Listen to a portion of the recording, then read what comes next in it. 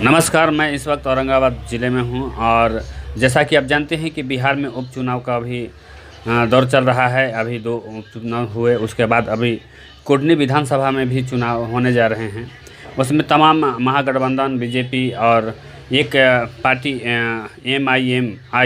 M जो वैसे साहब का पार्टी है, इस विधानसभा में अपना प्रत्याशी उतार चुके हैं। और इसमें एक हम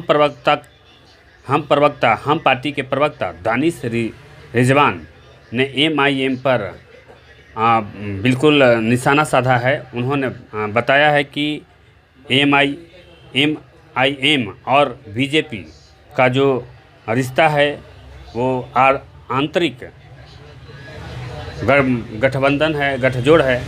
इसको लेकर के काफ़ी बवाल मचा हुआ है।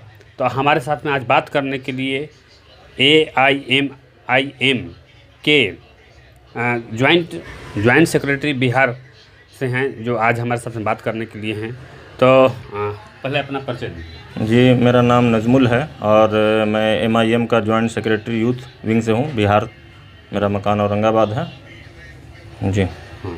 जिस तरह से जो बयान दिया गया है दानिश रिजवान, जो हम प्रवक्ता हैं, जो हम पार्टी के प्रवक्ता हैं, उसको आप किस तरह से देखना चाहते हैं? क्या जो हिंदुस्तानी अवाम मोर्चा के प्रवक्ता दानिश रिजवान ने जो असद साहब के ऊपर जो एक एलिगेशन लगाया है, उन्होंने कहा है कि इनका MIM का और भाजपा का आंतरिक गठबंधन है। तो मैं दानिश रिजवान और हिंदुस्तानी अवाम मोर्चा के अध्यक्ष जनाब जीतन राम मांझी जी से जानना चाहता हूं कि 2015 में, उससे पहले 2020 में जब उन्होंने चुनाव लड़ा था तो वो किस पार्टी के साथ अलायंस में चुनाव लड़े थे?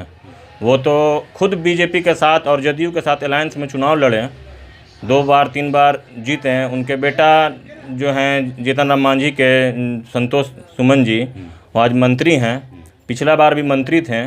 तो वो तो भाजपा अलायंस में मंत्री थे, भाजपा के साथ गठबंधन तो उनका है।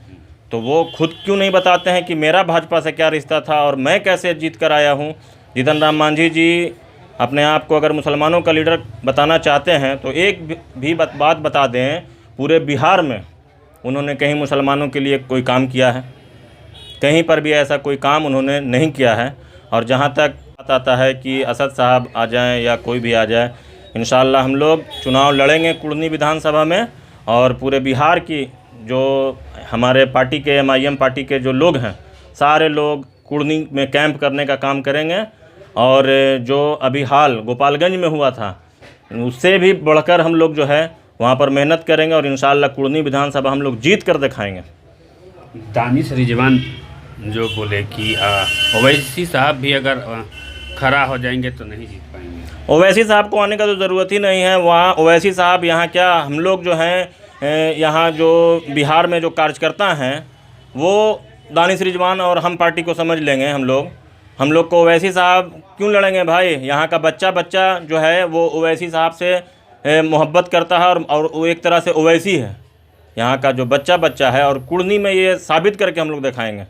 ओवैसी साहब तो बहुत दूर की बात है, उनको आने की क्या ज़रूरत है? चुनाव प्रचार में आएंगे हमारे यहाँ, उनका हम लोग इस्तकबाल भी करेंगे।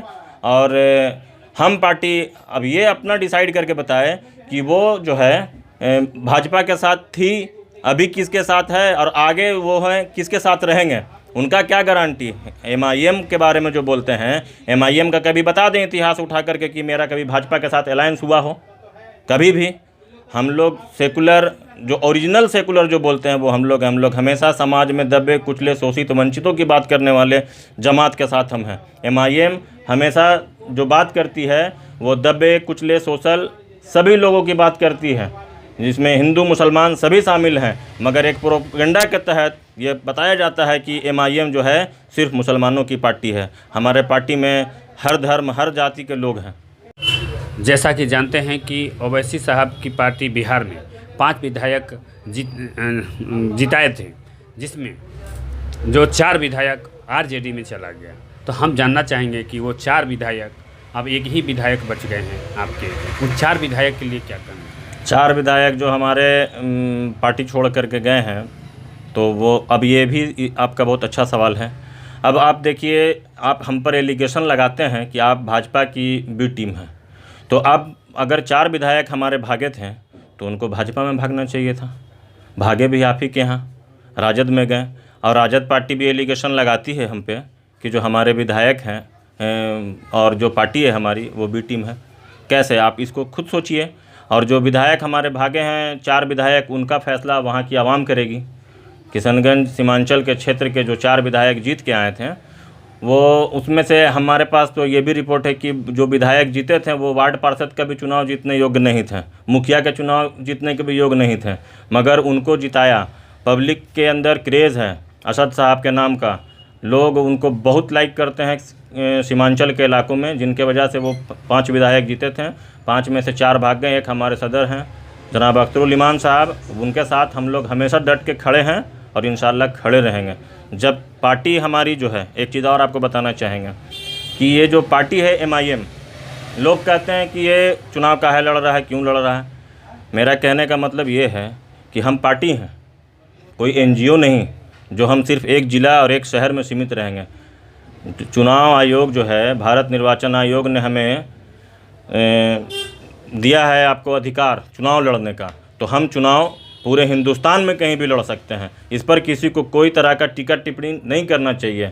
और जहाँ तक गोपालगंज की बात आती है, तो गोपालगंज में चुनाव लड़े हम, मेरी 12,000 वोट आई, और साधु यादव की पत्नी चुनाव लड़ रही थी, उनका 8,000 वोट आया, और महागठबंधन 17 या 1800 वोट से हारा। तो आपने एलिगेशन क्यों नहीं लगाया साधु यादव की पत्नी पर?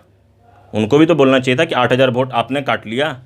12,000 वोट MIM का आता है, तो आप उसको बोलते हैं कि 12,000 वोट काट लिए।